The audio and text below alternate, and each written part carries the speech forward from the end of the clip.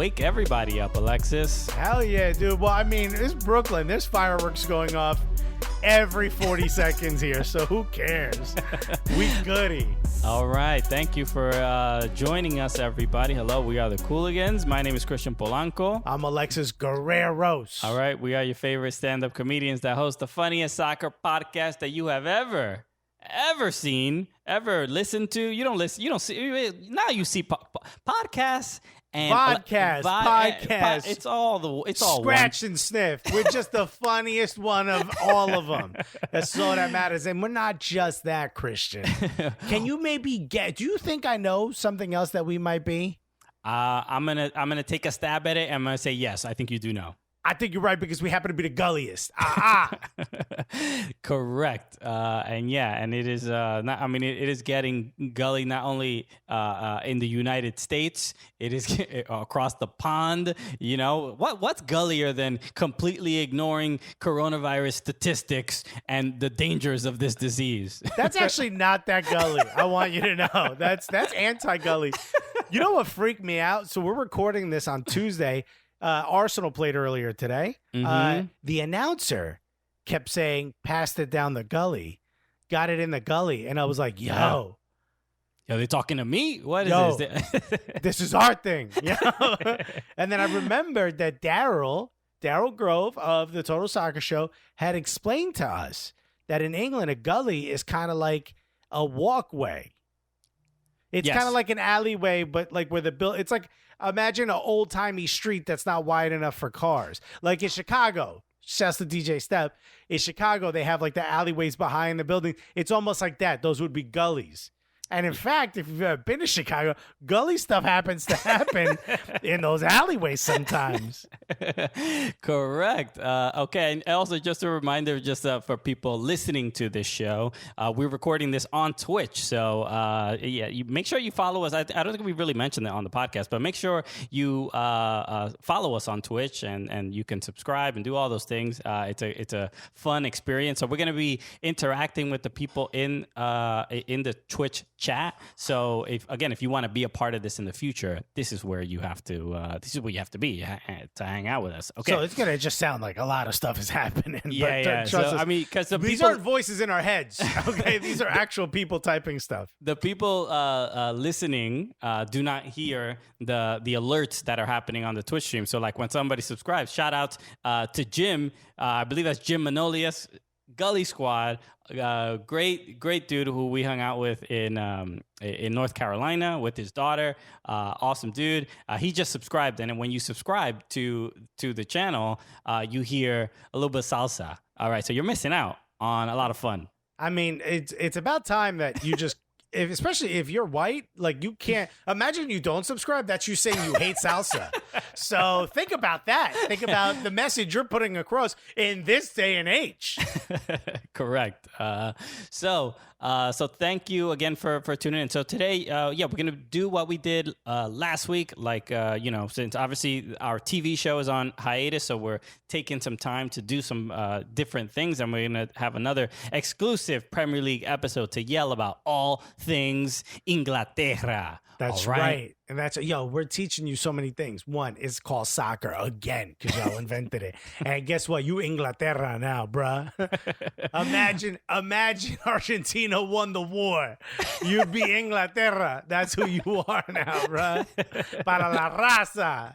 DJ Step understands. Exactly. And Shucks just said guilt subscriptions. Yeah. 100%. That is the strategy here, okay? Bruh, I mean, we were raised by Latina moms. What you think? We don't know? We don't know guilt, though?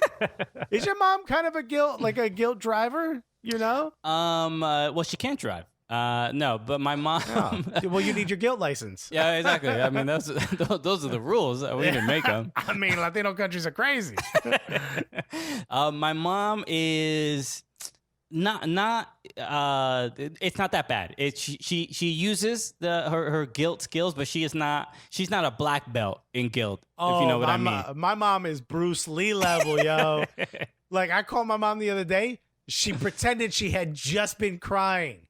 What? And I said, I swear to God. And I said, what? What happened? Ma, what happened? And she said, it's just been so long since you called. I was like, Ma. So she pretended to cry to make you feel worse. So I know where you get it from, Alexis. Oh my God. First of all, when you met my mother for the first time, by the way, we are going to talk about soccer for everyone, for all the new fans who were like, oh, Premier League. Trust us. We're getting to it.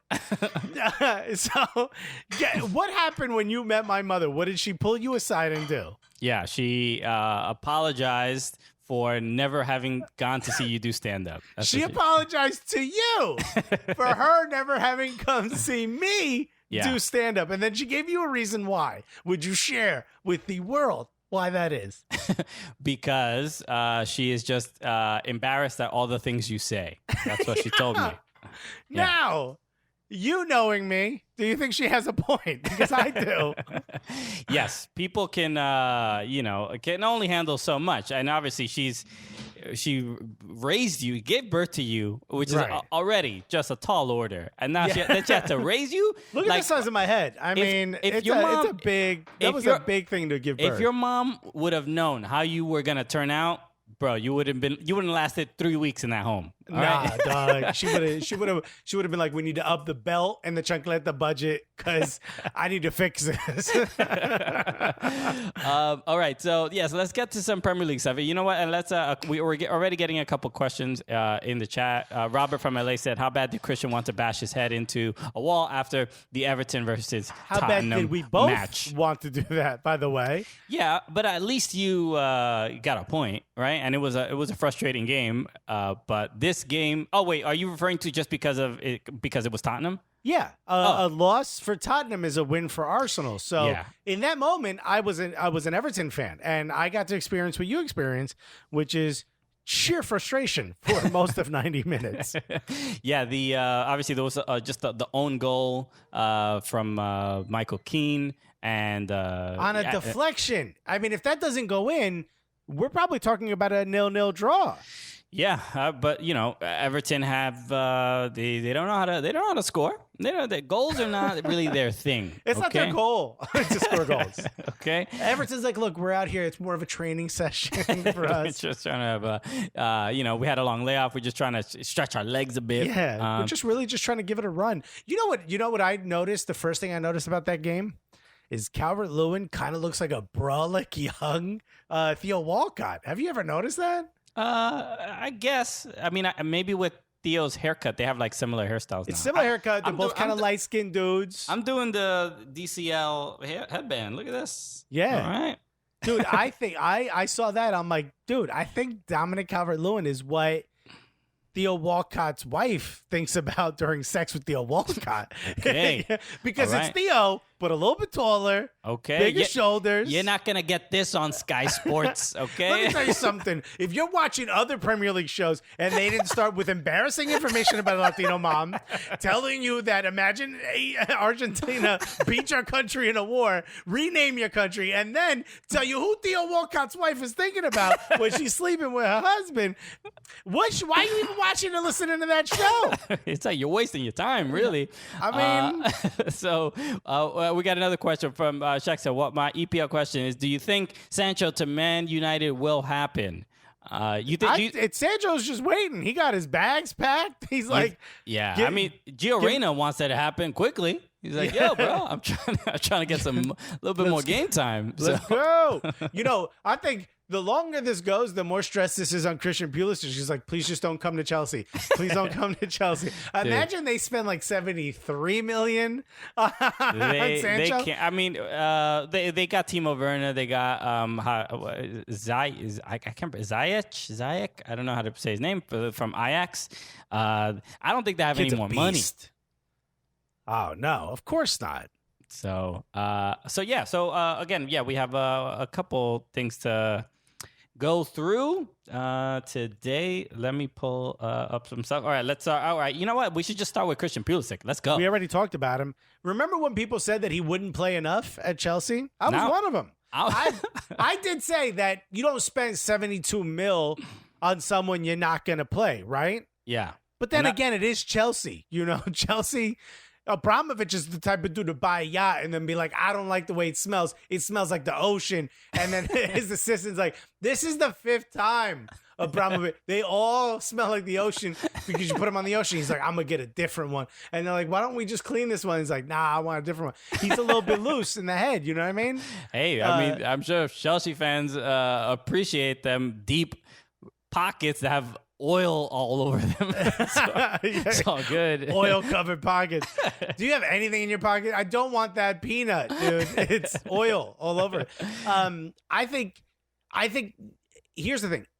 He may be already the best American, the most skilled American to have ever played in the Premier League, because the Dempsey heads are going to come out and they're going to get mad at me, right? Yeah. Because how could you watch out for those Dempsey heads? You don't want to mess with them. Crazy, you know what I mean?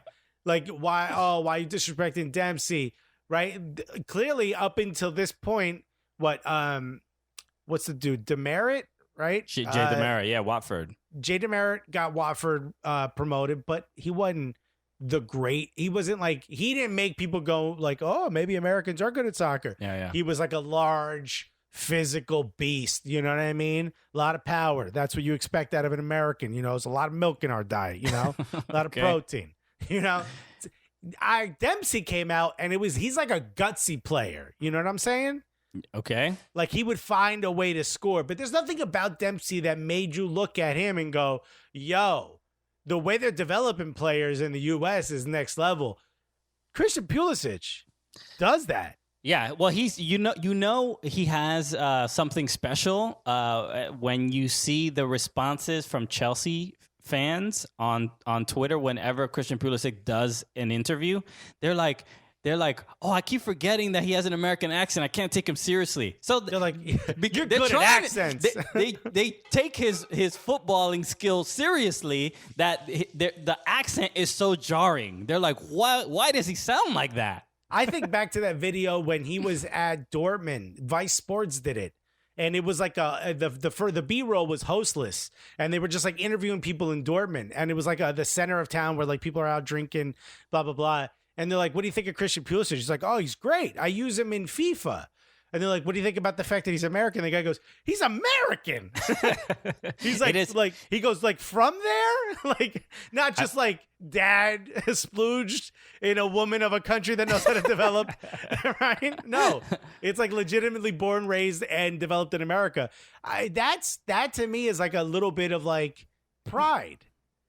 You know? Well, sure. I mean, look, there have been people in the past, obviously. Like you also forgot Brian McBride, who also was a Fulham legend as well. Yeah, he's got a concession stand named after him, which a goal of mine is to have a place that sells food named after me. I mean, Alexis just wants a hot dog stand named after him. That's all. Dog, are you kidding me?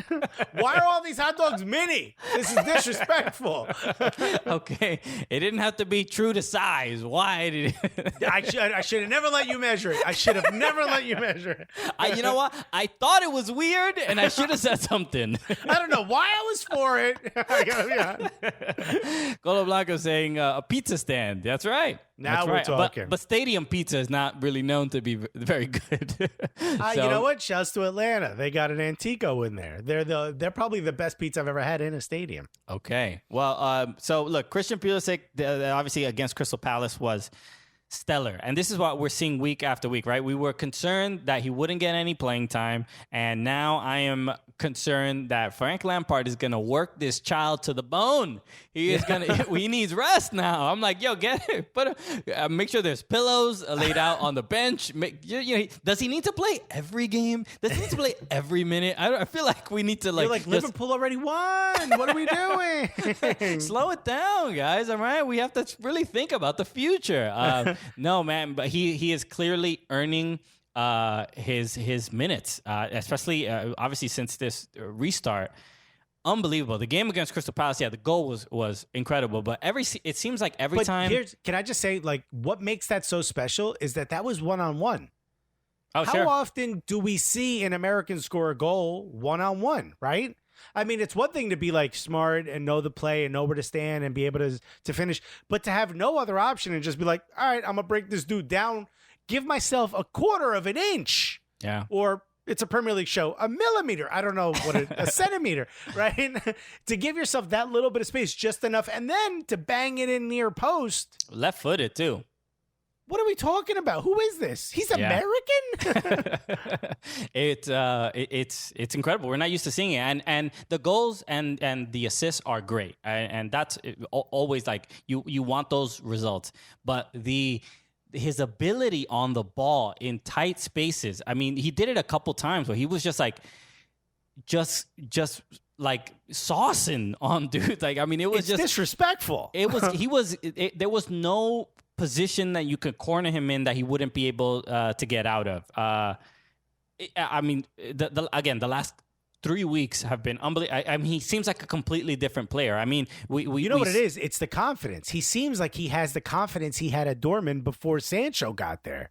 Sure, but when he got to Chelsea, he was dealing with I think a quad injury or hamstring or whatever. Like, I think he's like kind of sorted that stuff out. I don't know if he has. But also the pressure of being fucking 72 million, the last signing before the ban.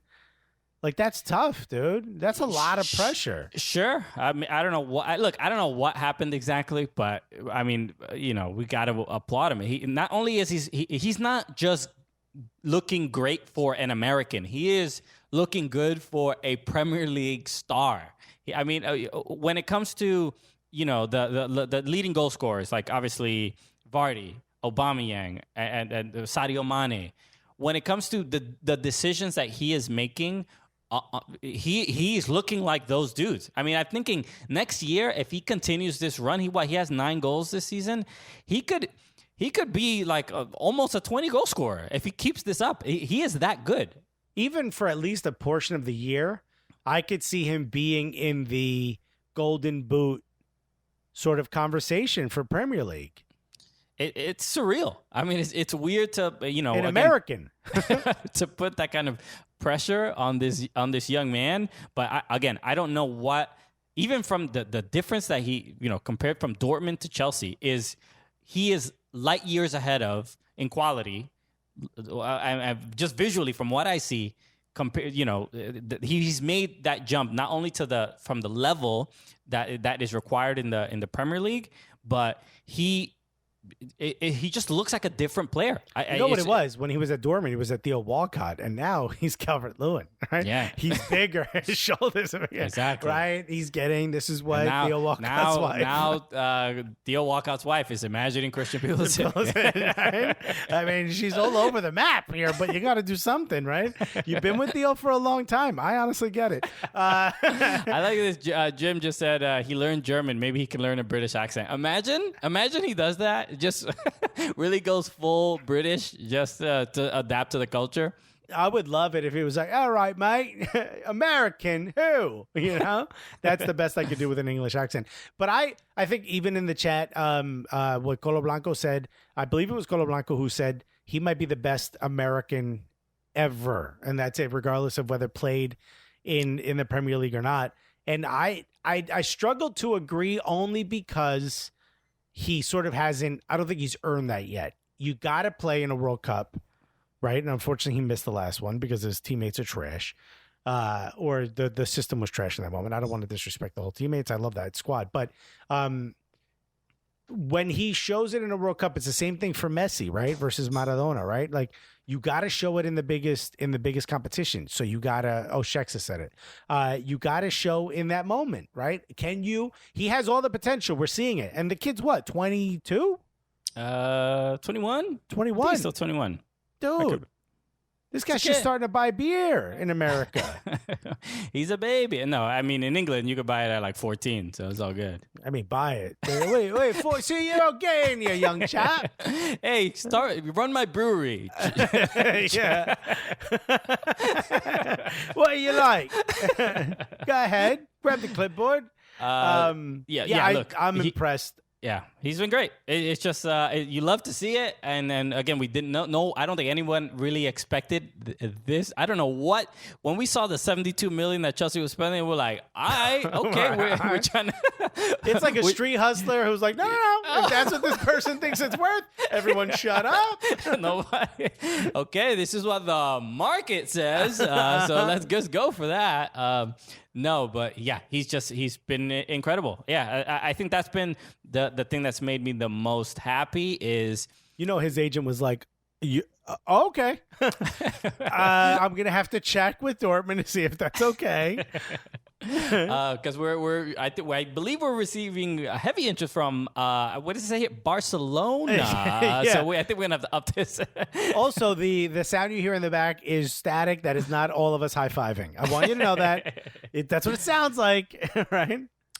Yeah. Look, it's been great. Like I was saying, the thing that's made me the most happy is not even the goals have been great, the assists have been great, but really he is fitting in so perfectly, and there's some moments that he looks like the best player on the pitch. He is so fast. I don't know I don't know what happened. I don't know if it's a different workout routine, but he is often the fastest guy on the pitch. And I made a joke before. I'm like, I love this kid's pace and power. You love to see it, right? He is a defender, and this is why the defender, when he scored the goal, was really playing off of him, because he was like, yo, I don't know where this kid is gonna go. Right, because he's first of all, to score with his left foot that way, every other defender's like, I mean, what am I supposed to do? If I get tight, he goes right. If I give him space, he can go left. Like, there's just no way to really defend against this guy right now. And there were people who were having tough times. Like, he positions his body in front of the ball to create that little bit of space to continue to accelerate. And even against Crystal Palace, Wilfried Zaha, who is one of the fastest dudes in the Premier League, Van Aanholt as well, another super fast dude, like, we're having trouble keeping up with Pulisic. And again, he got that other gear, dude. Yeah, and look, obviously it's not just the speed, but he's playing to his specific strengths. So that one of the things I said when he got to Chelsea was like, can he handle the physicality of the Premier League? I thought he was going to get pushed around a lot more, and people can't get a hand on him to push him around. So that's been the thing I'm kind of like most proud of as a fan of American soccer. So are we happy? I mean, this is going to sound pretty wild, but are we happy with him being at Chelsea? Like, do we want him to move to a bigger club? Look, the frustrating thing for me is that I watch Chelsea games now, and I want Chelsea to succeed, and that shouldn't happen. Right? Nobody wants that. Nobody. All right. I look at him, and first of all, I thought him and Tammy Abraham were going to be like the thing of the future, but I'm really liking him and Giroud, right? Giroud's like pulling him aside and being like, yo, let me show you the way. Fix his hair up a little bit. Spray tan. Speedos. We wear Speedos. All right, kid. You're looking all right. You just come smack. Right. You got to be beautiful. Ms. Kupo says he's smart and fast. His movement is just beautiful. Yeah. Everything about him is beautiful. Okay. Everything. And by the way, in the background, neither one of us work in restaurants. You may be hearing Christian's apartment, right, in the background, right, where it's a little late, right? We're interrupting dinner time in Christian's house. So if you're wondering, that's not your kids playing in the background. That's not your neighbor breaking into your house. That is us. Do you remember when we first used to record our show? We would do it out of my apartment on the Upper West Side. Yes. And you would sometimes hear the police sirens, but like New Yorkers, unless the police car stops directly in front of me, I don't notice it. You know what I mean? I hear police sirens, right? I'm goody, right? Yeah, that's I just hear part them all of the time. It's part of the ambiance. Right. It's more of a background noise, right? Oh, you have a wave machine? Real nice. I have police sirens. White noise? Nah, I got white supremacy noise. It's the police. Oh, we're going to get an email. Whatchamacallit? We used to get emails all the time from people saying like, yo, could y'all figure out what to do? Because like I listen to you while driving to work and I keep thinking the cops are behind me. But right now, someone's going to think they left plates back in the back of their car or something. So yeah, look, obviously Pulisic's a hero, and we hope he keeps it up. And I want him to do well, but I want Chelsea to fail. That's all. No big deal. So he could keep scoring as long as the opposing team scores more. Yes. Okay. Strong point. Thank you for making that brave. It's just like the Eric Andre meme. How could you say something so controversial yet so brave? Sheksa had mentioned this on the chat as well. We had this on our rundown. Miguel Almiron to Two, I was going to say, what did I say in Spanish? Two. Two. You or two? Two rumors to Atletico Madrid. Miguel scored in their last game. Newcastle. Back to back, if I'm not mistaken. This might be the first time he scored back to back. I don't recall. But he scored in I forgot who they played, but it was a great goal. And he's looking to appear a bit more comfortable in with Newcastle. He is. I watched the last two games, and I still think this rumor of him going to Atleti is not. I think it's just very much a rumor. I think he needs at least a bit more time to adjust to really show his ability, because he is one. I think he's just on a bad team. And it doesn't mean that if he was on a good team that he would absolutely shine. But I think he is not in the environment to. Atleti's a big team. I don't think he's ready to fit in with Atletico Madrid. That's my opinion. I'm going to disagree with you, and here's why. First of all, I agree with Sheksa. I think his style fits better in La Liga. I think the Premier League. And I know this sounds blasphemous because we're talking about Atleti, but I think the Premier League is just a bit too physical and doesn't really care for the dancing in the midfield. You know what I mean? So it forces him to have to constantly run heavily into space. Whereas if he played in La Liga, which is a much more technical league, it balances him out. Atleti, don't forget, they might be in trouble. They ain't got a lot of money, right? They don't have a lot of money to spend. Getting a player like Almiron is probably the highest value they're going to be able to get for the amount of money they can spend.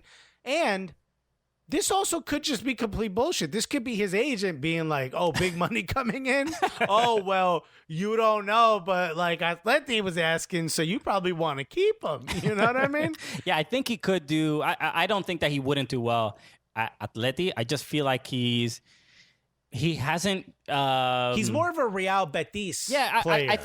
Sure. I think he would. I think it would be a big gamble for Atleti. That's all. That's my feeling. I think he could strive in the Premier League with Newcastle a little bit more with more time. I think he could adjust and have a better kind of showing and earn either more money or some more faith from Atleti or any La Liga team he would go. He could go into plenty of La Liga teams. Yeah, Betis, Villarreal, Valencia. He could go. He would be fine in a lot of those teams. But Atleti is like, they're a Champions League team. They're usually third or fourth in the La Liga table.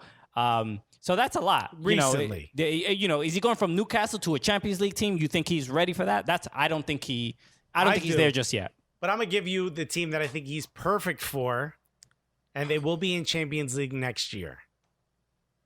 I think he is absolutely perfect for a Bielsa team, Leeds United. I agree. Dude, he is absolutely perfect. He's fast. He can ping shots. He doesn't stop running. He's a workhorse who happens to be fast and really skilled with the ball at his feet. And he's so small. I love the fact that he wears my size t-shirt, but has your body build.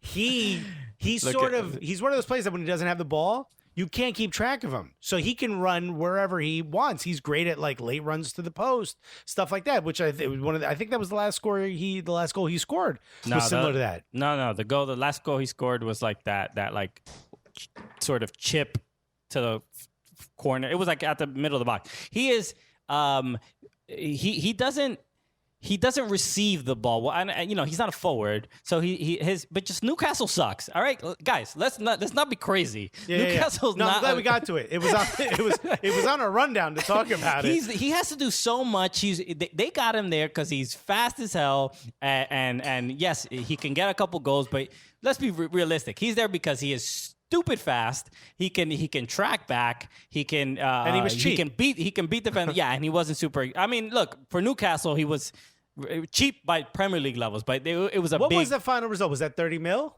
It was like 30, yeah. So that's a lot for Newcastle. But when you watch their games, their midfield just looks so discombobulated. They're really not. They're just not having fun out there. Yeah, there's a guy on their team called Jonjo Shelvey. Yeah, yes. dude. Okay. Is his name what? What does that mean about the quality of play? That sounds like a Premier League player, well, like a top flight player from like 1942. John Joe Shelby. I mean, that sounds like, when they're like, oh, how'd you get your name? And they're like, oh, well, this happened. And, oh, my dad put a key in the door, so it became door key. Like, John Joe Shelby sounds like one of those names. Like, he's just one of those things where it's like his picture should be the old-timey fighting guy with one fist in front of the other. Yes, the Notre Dame fighting Irish guy. Yeah. Got it. It's just, like... First of all, I can't remember the manager's name now. It escapes me, but Steve Bruce, if I'm not mistaken.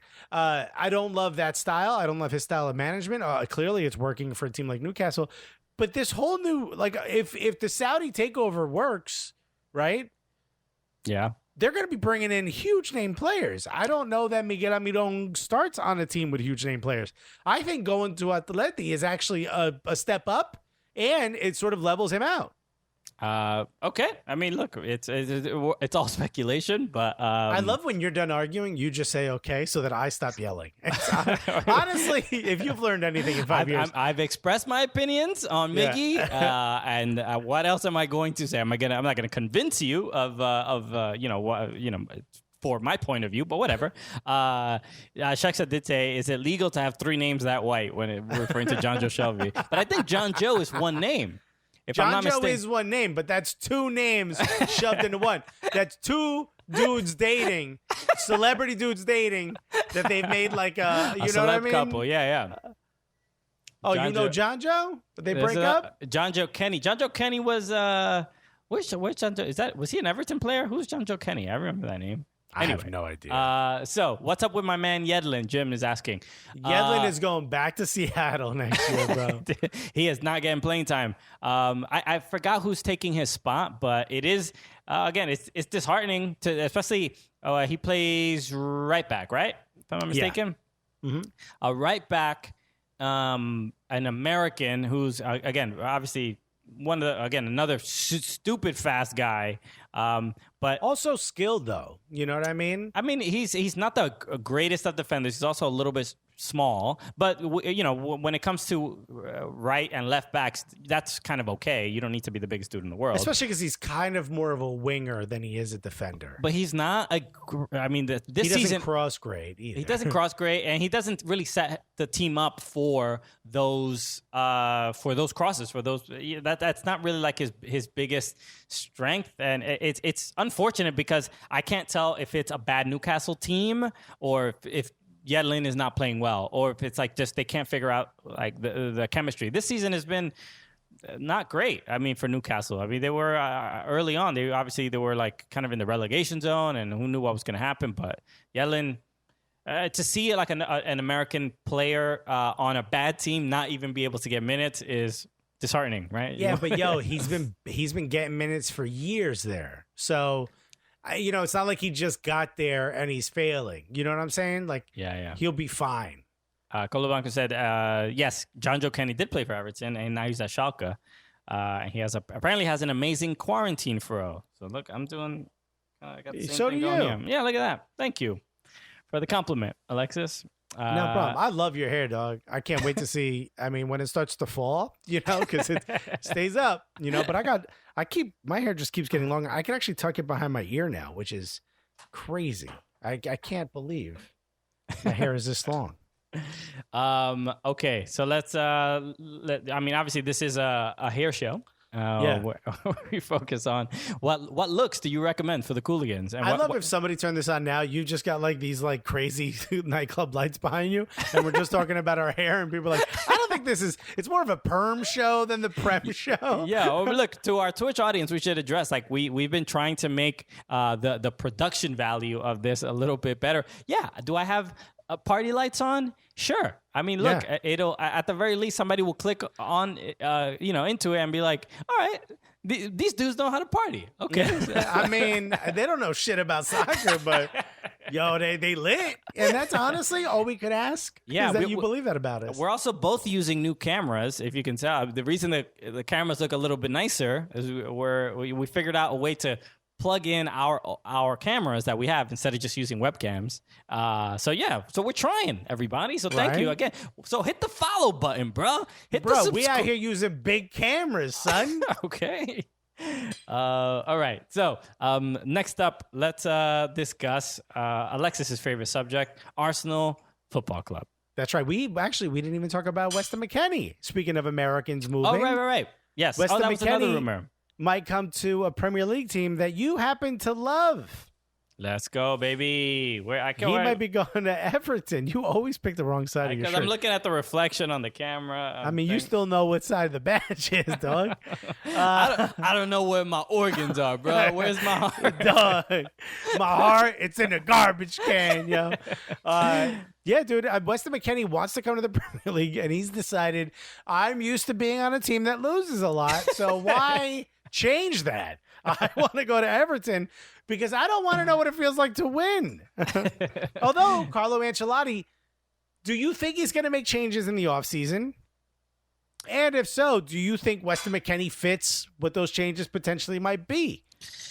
He could. And I'll hang up and listen to your answer. First time, long time. Weston McKennie, so that was one of the rumors. The rumor was he might go to Everton, Southampton, Newcastle, and I think there was another club. I don't remember. Crystal Palace. I don't know. I mean, he could go to. He's a good player. I think he could fit in a lot of teams. Obviously, he is a strong defensive mid. He's pretty fast. He's also like a threat to score. He is at Schalke. You see him. He's pretty good on the ball. I mean, they're a decent team, but they haven't. They've definitely underwhelmed us or whatever, or underachieved this season. Sheksa would not agree. Both of those are right, by the way. Sheksa would not agree with that sentiment about Schalke, but you know how it is. So I think he would be a perfect replacement for Andre Gomez. Andre Gomez is even before his injury, I think he's too slow, and since the restart, I just don't think I don't think he's that great of a passer, and he just doesn't make great decisions.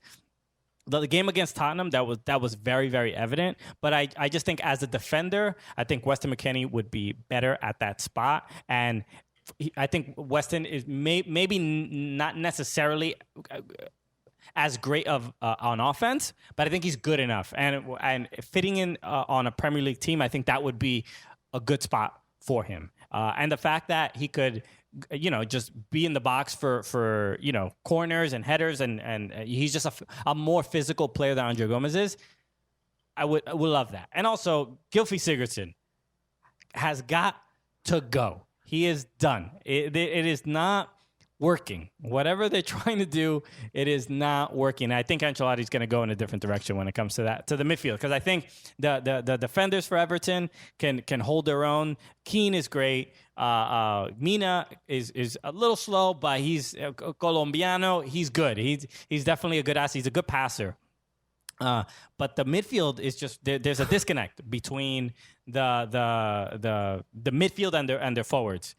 The defenders get the ball to their forwards better than the midfielders get the ball to the forwards, which is embarrassing. Yeah, and Colo Blanco just said, are you ready to lose Yerry Mina to Valencia?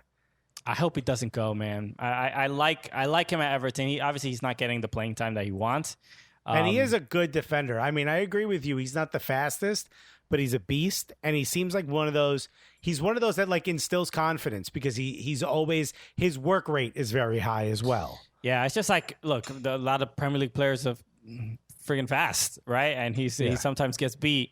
But when Everton are playing kind of, more with more possession, I think he can hold his own, and he's fine. Yeah. So he's a big dude. We saw him at the World Cup dunking on England, right? I just want him to do more of that. Why not? Yeah. Keep doing that, bro. So, I mean, here's my thing. I don't want Weston McKennie to go to Everton. It's not necessarily a step up. I would love to see Weston McKennie go to a team that's better, right? Now, here's the thing. You can't go to like Besiktas. I don't think that's a better level than what Schalke plays week in and week out. And I don't know if he's necessarily Bayern Munich level, but I would love to see Weston McKennie go to a club where you're still playing in a good league, but plays at a high level. and that's why I asked, do you think Ancelotti is going to make the appropriate changes for Everton to be a better club? Because if it's another of what we've seen after the restart or in 2020 after Ancelotti took over, I'm still not convinced that that's really good enough for a young, impressionable American to develop in a situation that way. I don't have any. I feel like I don't have any real evidence to think an American wouldn't be able to do well there. Not necessarily do well, but is that the right place for them to develop? Is Ancelotti? Does Everton have money for Ancelotti to spend so that next season he's surrounded by better players, or is he like the only one you're going to bring in? No, yeah, I don't think that makes Everton better. Honestly, I think Ancelotti's going to bring in a huge name. I mean, there's also been the rumor about James Rodriguez. That I think there's more of a likelihood that Everton will have a huge name than build pieces to build on something. I think Ancelotti at the very least is gonna push to get some big name player, and James was one of the names that came up, and obviously. I don't know what James is going to do at Liverpool. I don't know how much fun he's going to have out there, but I think a lot of people have faith in Carlo Ancelotti, and why not? Why not give it a shot? He went there. Maybe they're getting a new stadium. There's a lot to look forward to as far as what the team could look like and how much control he will have over what the team is going to look like. So I think there's not too many teams that have that high of a ceiling. Like, the Manchester United, the Chelseas, Arsenals, we already know those are the big clubs or whatever, but there's for the room for growth. Thank you for saying that. I think Everton in the next 10 years will I'm hoping they will be spoken in the same breath as those other teams. Yeah, that'd be fun. Dude, yeah. If you would imagine if James Rodriguez comes, Yerry Mina stays, no? Of course. That's his homie. Bro, two people to complain about the food together. Okay, they'll be dancing when somebody subscribes to the Cooligans Twitch channel, right? So, yes, Ed McLean says Andre Gomez needs to go. He's terrible. I mean, yeah I feel bad, and I wanted him to just mush son during that game, but Lloris got it. Yeah, Lloris took care of it for you. That's right. Oh yeah, we should talk about that. Well, that was interesting, right? That little fight between Young-min Son and Hugo Lloris. I just noticed his first name sounds like Young Man and his last name is Son, which is also a young man. Wow. Man, all right. Welcome to the Cooligans, y'all. Man, it's just now people can watch your brain work live. Bruh, you think I won't interrupt the well-flowing podcast for that tidbit? You don't know shit, my guy. Yeah, so it was it was towards the end of the first half, and it's hard to, I don't exactly know what happened. NBC Sports showed what they believe is additional footage. It looks like Son didn't track back after getting the ball dispossessed. Yes, that's right. They lost the ball, and he didn't go to I think it was Mina that got the ball, and Mina just kind of ran right past him, and he didn't put any pressure on him, and then which created a chance for Richarlison from a really kind of easy pass. Right. So. And Hugo Lloris was not happy. To some degree, he called it out, and then it looks like Son flips him off.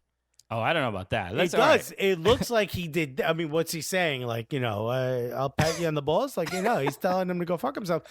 He said it. Is that a thing? I'll pat you in the balls? Hey, you better watch out if I pat you in the balls.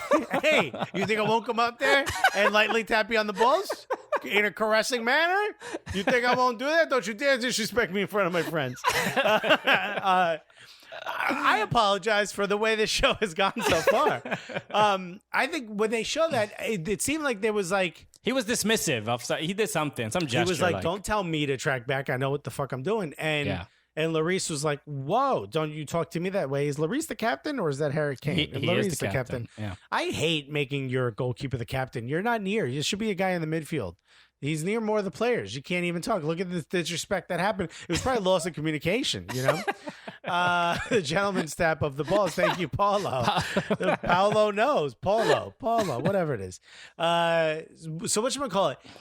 I kind of side with Lloris on this, because if you're the captain and you're telling someone like, yo, step your game up, and they're dismissive, you got to get touched, right? Like, I got to go over there and be like, you don't get to do that. You got to get tapped on the balls lightly. Hey, come on, baby. Touch your toes. This is going to happen. Otherwise, how is the message going to sink in, bro? Listen, you think I want to do this? You think I came to work today saying, hey, I'm going to tap someone's balls? No, but you put me in a position where I got to do that. So now you got to get in the position. This hurts me more than it hurts you. I'm disappointed in your actions has caused me to have to do this. Okay. Oh my goodness. So it was. And with COVID, I gotta wash my hands how many times? It was at the very least entertaining. I think Hugo Lloris is right on this point, because Richarlison's chance was pretty close. He just missed the goal by inches, centimeters. Everyone says Son, and I do too. That Son's like the nicest guy in the world. Kid's got a bit of an anger streak to him. Like, if you look back in his history, somebody did a post on Reddit that's like really incredible, but like it goes back. He's been like basically like either kicked off every team or he's kicked players and been like, Oh yeah. Maybe he got the red against Chelsea when he kicked up at Rudiger, I believe. He like karate kicked somebody in a club that he was at. I forget what it was. Maybe PSV. What? Yeah. Like the dude. Oh wait, no! I thought you said he karate kicked someone in the club, like in a nightclub. He's behind you, dude. Look at the lights you got. Oh no! Imagine though. I mean, I want you on my team if you straight up like Jean-Claude Van Damme somebody at the club, dude.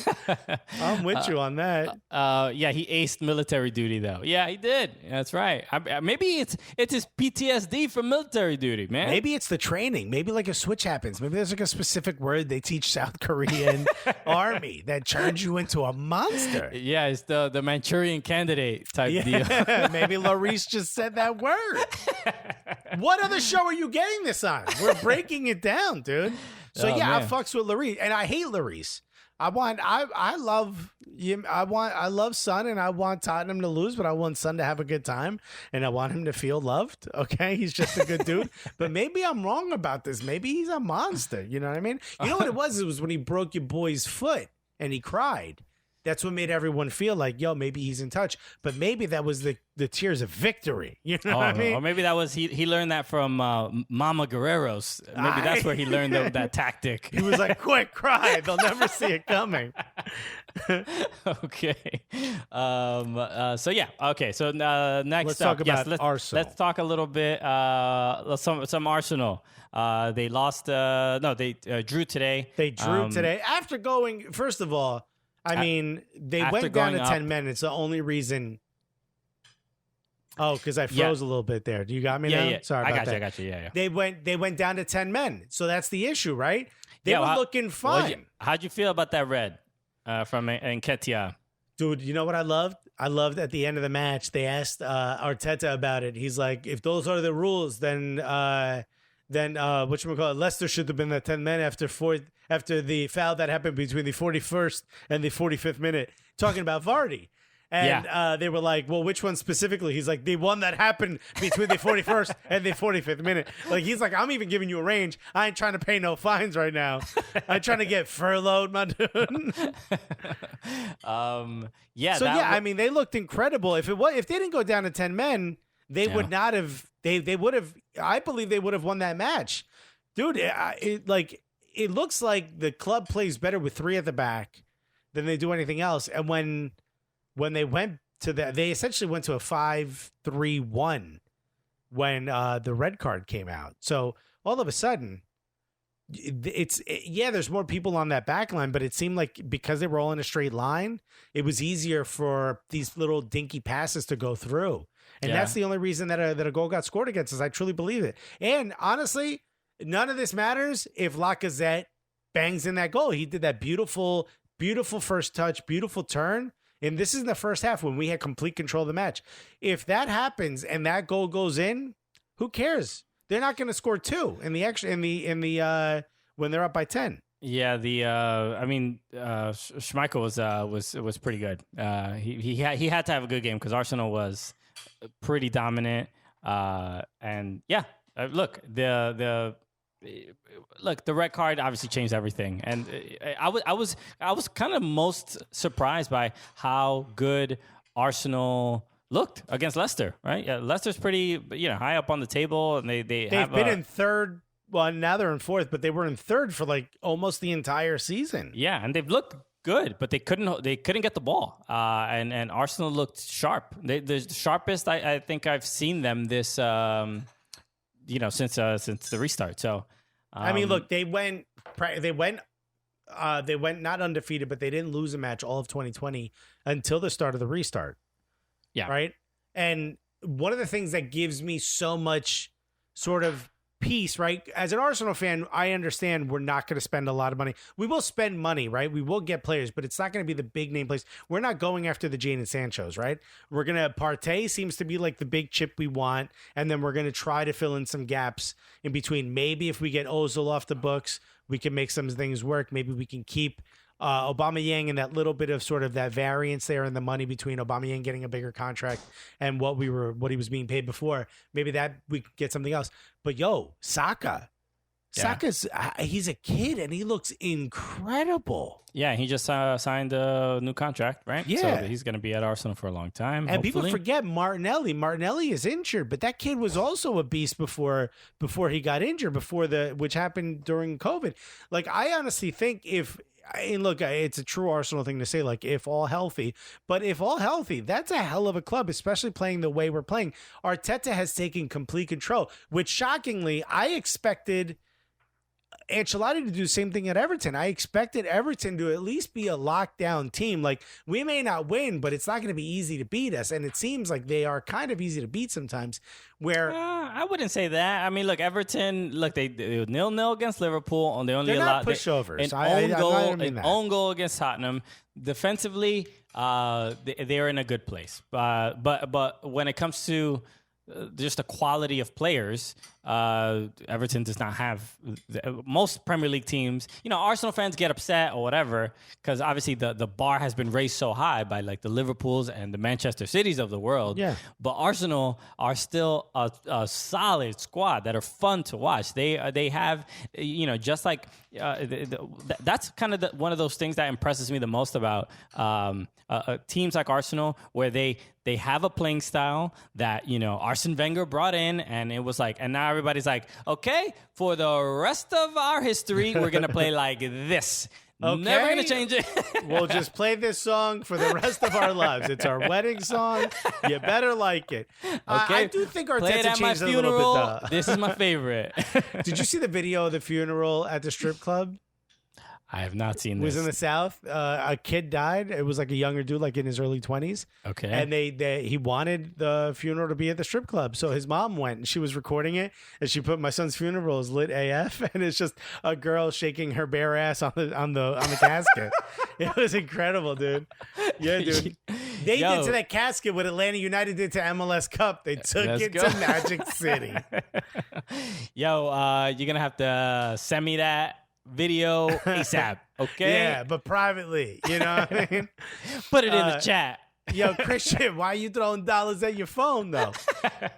Here's not to throw shade on Everton, but the reason why I said that is because Ancelotti is one of those big name managers that's linked to every great team. It was a huge coup when Everton gets him.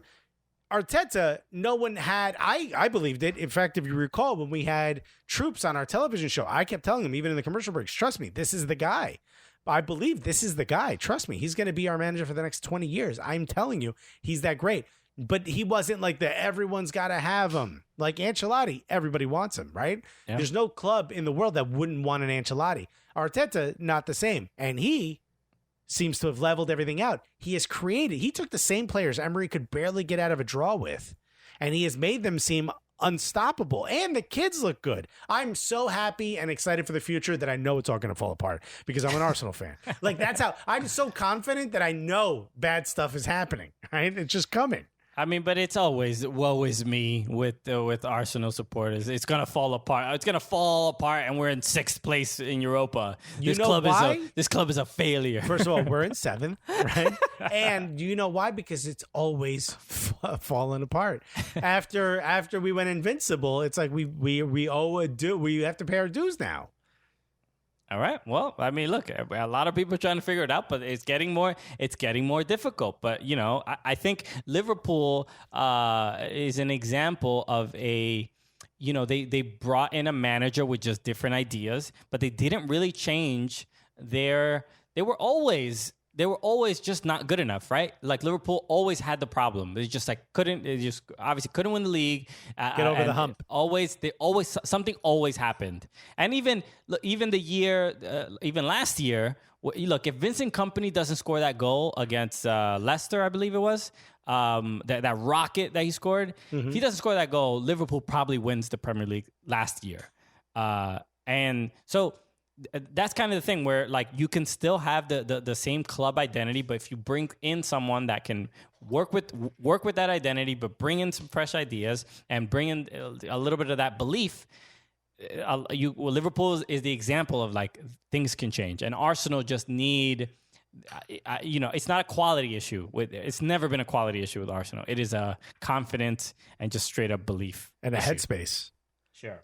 Okay, a couple other things. So I do believe they're going to get a European spot, by the way. I don't know. I think I can see Wolves losing at least 2 of their next matches. I'm just looking up their matches right now. Sheffield United and Everton. Come on, Everton. Don't fuck this up for us, goddammit.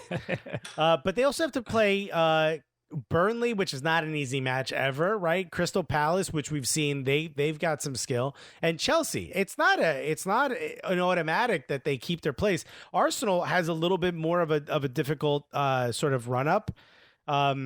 I mean, they're just playing the best teams. They're playing Tottenham next, Liverpool, Manchester City, Aston Villa, and Watford. So the way they played today lets me believe that even Liverpool's already won. Manchester City's in the FA Cup, so forget them. So it's going to be Tottenham, Liverpool, Aston Villa, Watford. We can win all of those. Liverpool's already won. They're not the same team, and they're certainly not going to start all their best players. I don't know about that. I don't know. And if they do, it's not for the whole match, which brings me to my next subject. Even Liverpool's bench will do very well against Arsenal. Yes, but we've seen this Arsenal that's played the last few matches, I think can hang with even the A squad of Liverpool. And Nketiah's not going to be there for 3 games. So they're going to appeal it because they gave him a yellow before. It was bullshit. All right, we'll see. They're going to appeal it. But here we go. Starting your starters. We've been able to watch post-COVID what the game is like with both water breaks and 5 subs. Yes. Do you like both of those things? I feel like they haven't changed the game so drastically that I'm fine with both. I think let's talk about the drink break. Yeah, are you fine with a drink break? Yeah, I think so. I think it's it doesn't really change much. I mean, it's like 60 seconds long, and it also does give the managers an opportunity to like kind of go over another bit of a game plan. That's the real advantage. That's kind of upset some people. As a viewer, I feel like it's not distracting enough to bother me from like enjoying the game. The one interesting thing, and we should mention the NWSL. They use that cooling break, water break, Colo Blanco is saying, they use that to actually show a commercial during the game. So they'll show essentially like about a 30 to 45 second ad during the water break, which is like, it's just jarring because you're like, is the game still on? Did something happen? Is it halftime? Yeah. It is weird. But to be honest, I haven't even really noticed it. Here's my thing. I don't think a water break, a cooling break is necessary in most Premier League years. Like, what are you going to do? Drink hot chocolate? You know what I mean? Like, it's freezing. You know what I mean? You don't need a break. What is it? A warm up your butt break? They're fine. Sit on a heated seat. I don't think you're going to need it. But some people think it's sort of an advantage if you have a great manager, right? if you have someone like people have said this, I'm not saying this, but Mourinho, right? It gives Mourinho an opportunity to adjust the game a little bit. Everyone says like, oh, as a manager, you can only really make changes at halftime. Other than that, you're just yelling stuff out as they play. Well, now because of this drink break, you've got that chance, right? And I'm assuming they're going to be playing the Qatari World Cup this way. Without a doubt. Well, yeah, it's still, even in the winter, it's still going to be at about 100 degrees. It's 100-some degrees. Yeah, no. There's going to be a drink break, a remove dead players off the field break. Yeah, we need that. And they're like, no commercials. Watch the court. Zoom in. No, man. It's again, it hasn't been disruptive enough for me to really care. The 5 subs. I love it. Someone brought this up on the broadcast today of, I believe it was the Arsenal match, or I don't remember which game exactly, but they said that 14 of the 20 Premier League clubs voted for it. Voted for it. So you imagine that the other 7 were probably the 7 that have weak ass benches and like, nah, we don't want to see. we don't even want these guys thinking they can get in the game. Like, don't do this. So from a competitive perspective, you could understand why that will provide a huge advantage for the bigger clubs, because they can just have these absolute superstars come off the bench. So I would be more okay. I would be, from that perspective, I would be more okay if they just continue with the 3 subs. But I also understand the circumstances are ridiculous for all of this stuff. So you can understand that why they felt that they had to do it. Here's who's gonna benefit, and here's who's gonna sort of, this is a real negative for. This is a real negative for bubble players. Your players that are on the fringe, that sometimes get in the match, that are good in training, a little bit older, like above 25 years old, 27 years old, 29 years old, but aren't good enough to start. Players that you sometimes just lose on a free and you don't care. That's the player that's going to suffer. That's the player that's not going to be able to stay in the league, because I'm telling you who this is great for is the youth. This is absolutely incredible. If you're a young player and you're a manager, it doesn't cost too much.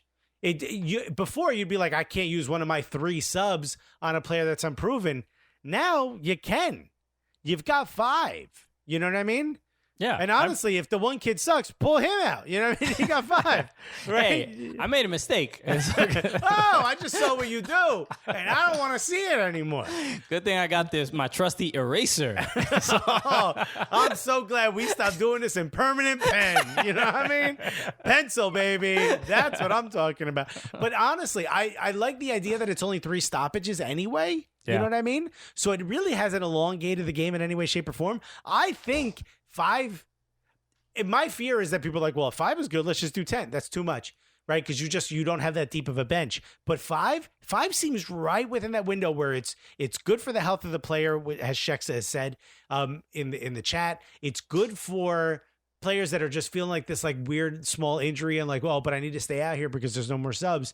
Now, maybe you've got that chance. Maybe they used all 3, but maybe there's an opportunity to do it anyway. Like, I think it's a great opportunity, and I think it's something they need to keep. It's just, there's no reason not to. I can't see a reason to not do it. That stupid Iron Man version of soccer is dead anyway.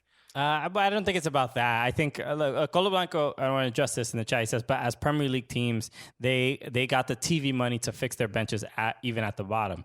Well, that they might have some more money, but again, the more money you give to all the Premier League teams receive the same amount of money, right? Plus whatever they earn in their own like individual markets or ad deals, whatever the owner can spend. And that's where there will never be parity. Some teams will just be more popular than others and will have a world amount of more money. So you can only, regardless of how much the lower, the bottom of the table teams fix their benches, the teams at the top will fix their benches even more to adjust for how much the bottom teams have improved their benches. So it'll always keep shifting, and they'll never be able to catch up realistically. So Unless you have a season like Leicester had a few years ago where you just happen to find a bunch of diamonds in the rough. Yeah, but I don't think I think the 5 subs is too much of an advantage to the better team. So I don't think they should keep it. I think disagree. The reason requires. Don't forget the youth players, though. I forgot about them. Don't even care about their well-being or anything. No. Yeah.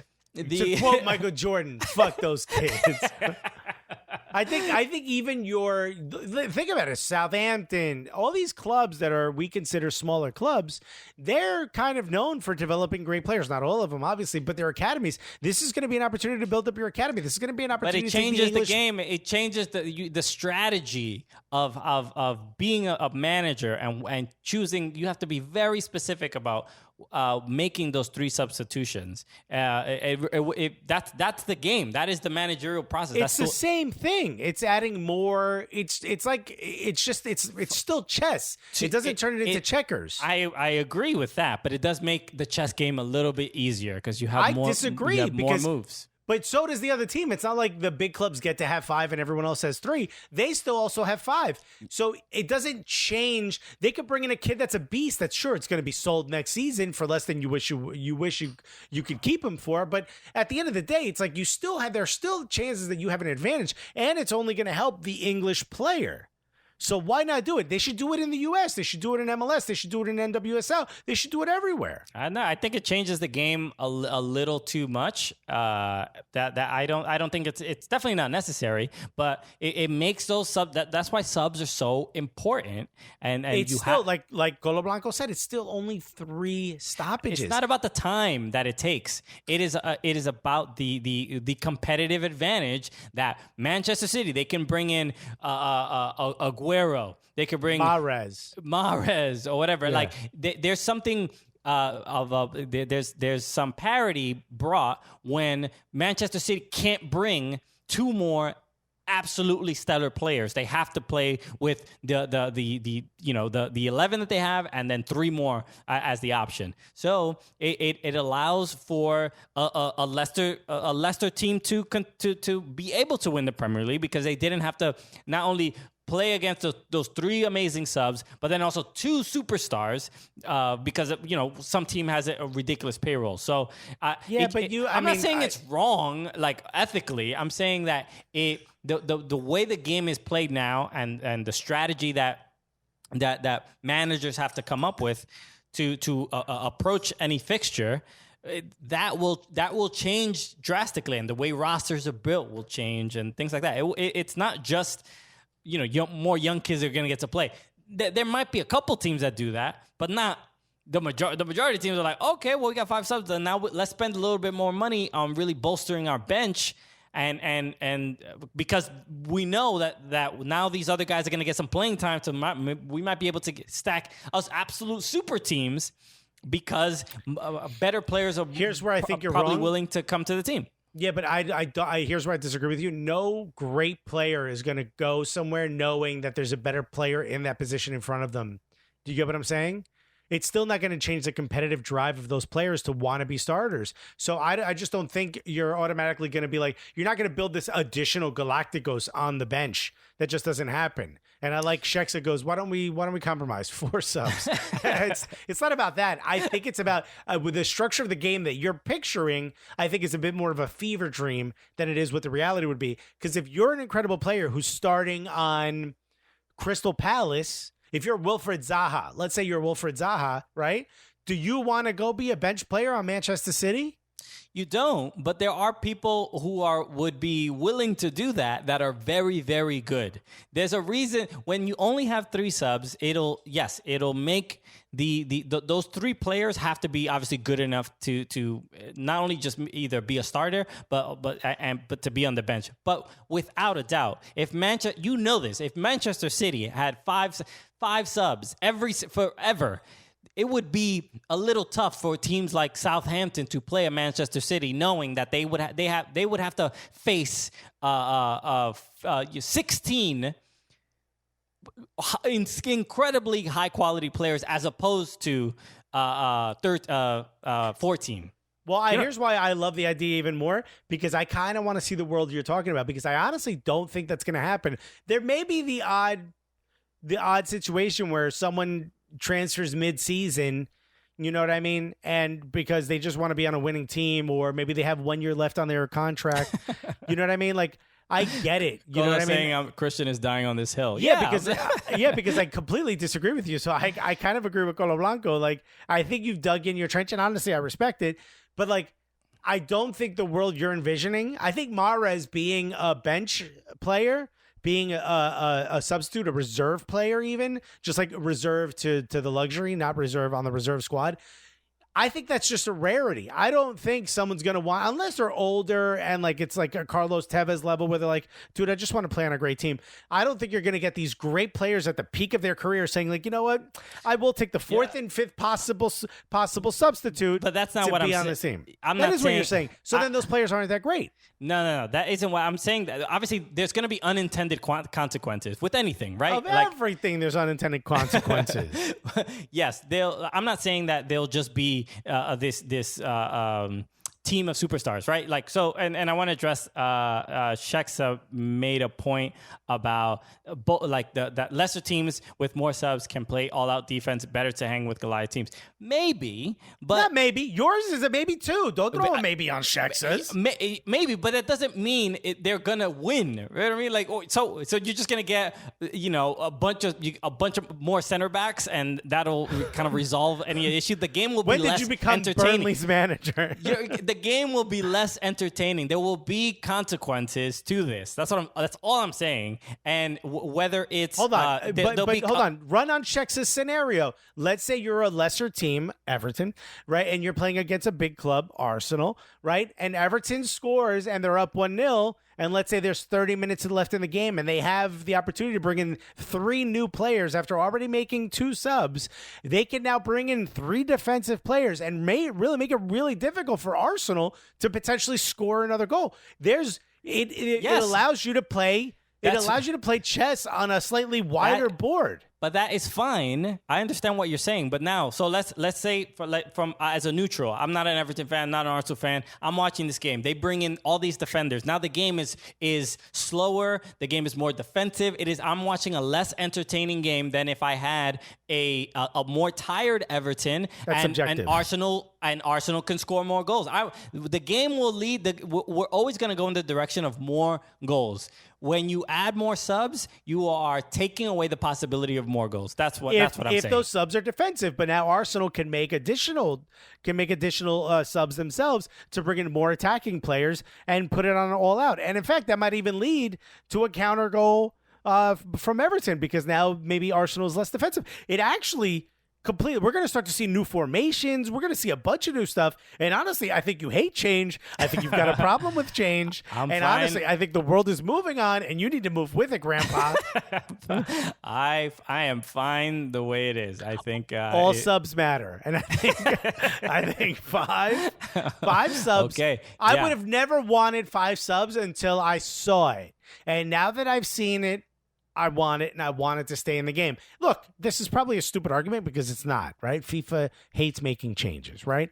But I think if this stays, I think beyond COVID, I would be very happy, because the new level of strategy to the game is going to be better than anything we've ever seen, I think. Yeah. Okay. Look, Shax is saying, I honestly don't think it would have such a dramatic impact right away. Maybe slowly over time. Maybe. And I thought it was talking about the Montreal impact, which they could use 5 subs. Jim says, this reminds me of when Alexis came up with FIFA training for the U.S. men's national team. Remember that, Alexis? It's a genius idea.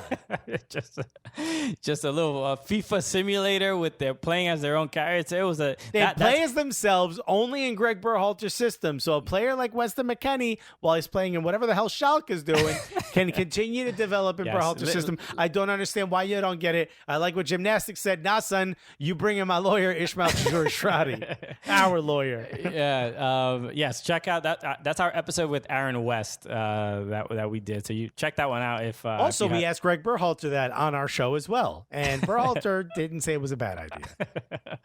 Okay, so I think we're out of subject. That's pretty much it. If anybody else has any other That's questions, how we end our show. I think we're out of subjects. There's no more things to discuss. Yeah, that's the end of the show. You mean a show that we've completely prepared for, and we did without a hitch.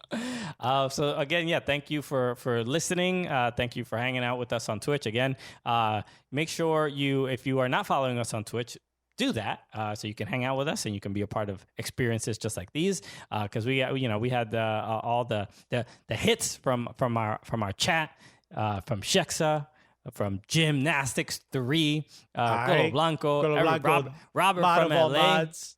Okay, we got the Doritos in the building. Okay.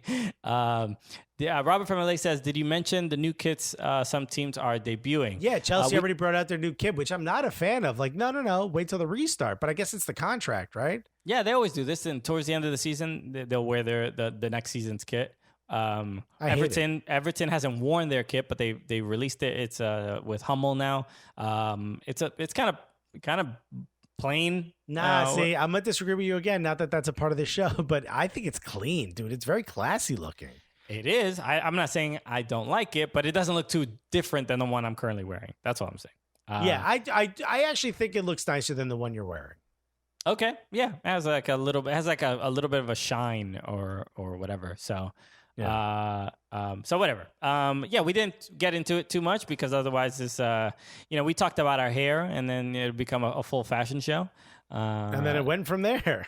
So, but we'll make some time to do that. Maybe we should do like a little, a Twitch, and go over kits and stuff like that. That would be dope. Yeah, why not? I'm proud of myself. I finally set up, I got a capture card for my computer so I can connect my Xbox and we can play games and it can look good and all this stuff. So there's a lot to look forward to on the Twitch channel. So make sure you hang out with us and follow and do all those things. Right. So if you're listening, subscribe to the podcast, go to our Twitch channel, subscribe. You'll get an alert when we come on. It's pretty dope.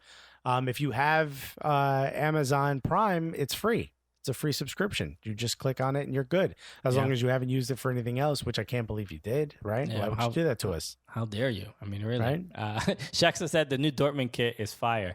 That's interesting, right? Because I've heard a lot, even from other Dortmund fans, I've heard that they're like, oh, I don't know about this one. I'm not a big fan of it. I got to wait. That one's going to grow on me. Like the new Arsenal kit with all the blood splatter. I'm not sure I'm sold on it.